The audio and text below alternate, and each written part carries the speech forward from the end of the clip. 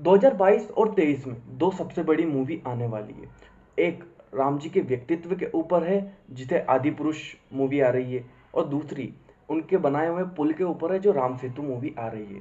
आज के इस वीडियो में हम इन दोनों मूवी के ऊपर कंपैरिजन करेंगे। तो हेलो एंड दोस्तों, मेरे साथ बने रहिए। मैं हूं विशाल और आपका स्वागत है विशाल स्टार रिव्यू में। तो दोस्तों, अगर हम बात करें राम सेतु, जो 25 अक्टूबर को रिलीज हो रही है, तो इस मूवी का ट्रेलर का रिव्यू मैं कर चुका हूं वैसे पहले भी। तो उस रिव्यू में ऐसी एंटी हिंदू वाली जो अभी तक दिखाई दे रही थी हमें बॉलीवुड में, वो ऐसा कुछ दिखाई नहीं दे रहा है। उसमें पॉलिटिशियंस वगैरह दिखा रहा है, जो कि मैं ट्रेलर रिव्यू में आपको बता चुका हूँ। तो मूवी बहुत शानदार है।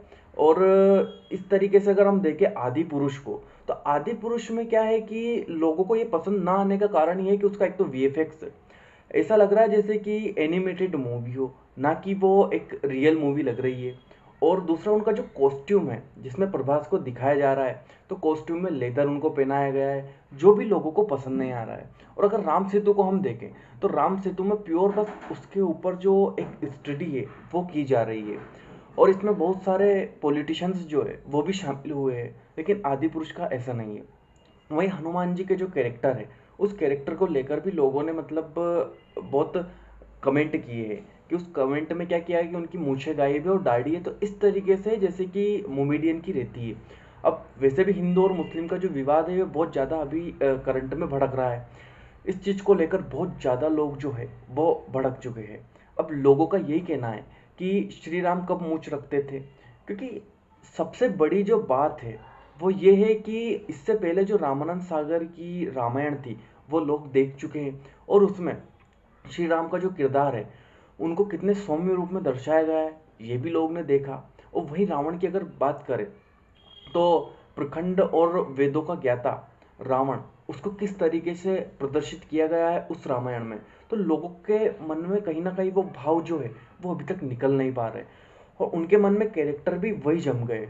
और उस वक्त ना वीएफएक्स था, कुछ नहीं था, लेकिन बातों की लैंग्वेज और बातों शब्दों की जो गरिमा है वो इतनी खतरनाक थी कि छाप छोड़ गई लोगों के दिलों में।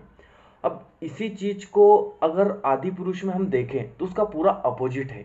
और राम सेतु की अगर हम बात करें, तो उसमें पॉलिटिशियन से नए जमाने के ऊपर वो मूवी बन रही है। और वो पूरी की पूरी जो मूवी है वो, मुझे लगता है कि राम सेतु की खोज के ऊपर है। कि भाई ये राम सेतु कब बना था, कैसे बना था, और इसको बनाया किस तरीके से था, और इसका सबसे महत्वपूर्ण कारण क्या है। लेकिन आदि पुरुष में ऐसा नहीं दिखा है।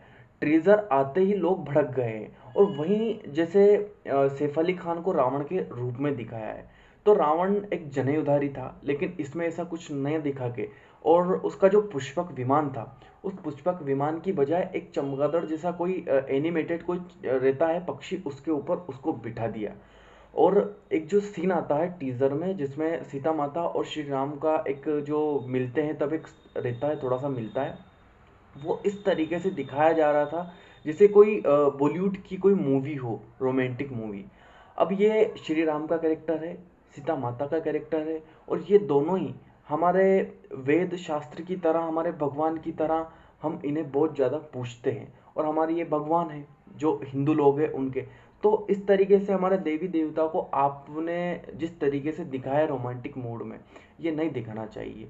क्योंकि इससे क्या है कि आस्था को ठेस पहुंच रही है काफ़ी सारे लोगों को। और इसी चीज़ को लेकर लोग चिढ़े हुए हैं बहुत भयंकर तरीके से। और यहाँ तक कि प्रभास भी उस टीजर को लेकर गुस्सा हो गए। लेकिन राम सेतु में ऐसा कुछ भी नहीं है। राम सेतु एक नॉर्मल मूवी है जिसमें जेकलिन है। अब जेकलिन को इसमें लेने का कारण जो है वो है श्रीलंका से उनका होना। तो ये क्या, ये मूवी वहाँ भी चलेगी यहाँ भी चलेगी, हो सकता है ये लिंक अपन मान सकते हैं। लेकिन इस मूवी में सिर्फ आपको ये दिखाया जाएगा कि राम सेतु कब बना, कैसे बना, इसमें क्या क्या चीज़ें हैं, और पॉलिटिशियन इनमें कैसे इन्वॉल्व होते हैं। तो सारी की सारी मूवी इसमें वो पुल के ऊपर ही खत्म हो जाती है। लेकिन इधर जो पूरी मूवी आदि पुरुष बन रही है, जो कि बहुत बड़े बजट की मूवी है, अब इस मूवी में इस तरीके के किरदार को जैसे टीजर में दिखाया गया है, लोग पसंद नहीं कर सकते। क्योंकि एनिमेटेड मूवी ही अच्छी रहेगी इससे अच्छी, तो जो जापान और इंडिया ने मिलकर बनाई है। अब देखना ये होगा कि ट्रेलर आने वाला है इसका। जब 2023 में ये मूवी रिलीज होने वाली थी, 12 जनवरी 2023 को आदि पुरुष रिलीज होने वाली थी। अब देखना ये होगा कि ये मूवी का जो ट्रेलर है वो कब तक आएगा, और ट्रेलर में क्या इस तरह के चीज़ें दिखाई जाएगी, या फिर हो सकता है कि टीज़र को इस तरीके से बस शो ऑफ करने के लिए दिखा दिया हो और ट्रेलर उसका उल्टा हो। क्योंकि पूरा का पूरा जो टीज़र है वो तो एनिमेटेड लग रहा है, जैसे उसमें प्रभास भी चल रहे थे, ऐसा लग रहा है जैसे कि एनिमेशन के द्वारा उनको चलाया जा रहा है। उनका खुद मतलब इसमें ज़्यादा रोल है नहीं। बाकी श्री राम है, उनका कैरेक्टर श्री राम का है, तो उनको मूछें लगा दी गई है। तो ये सारी की सारी जो चीज़ें हैं ये लोगों को पसंद नहीं आ रही है। वहीं उनको सैंडल पहना दिए गए। हनुमान जी की बात करें तो उनको भी सैंडल पहना दिए। तो ये सारी की सारी जो चीज़ें लोग कहीं ना कहीं इनसे इन पर कटाक्ष कर रहे हैं। तो ये सारी की सारी चीज़ें अगर बदलाव में आती है तो आदि पुरुष को लोग रिलीज होने देंगे, नहीं तो इसको बाइकआउट करेंगे।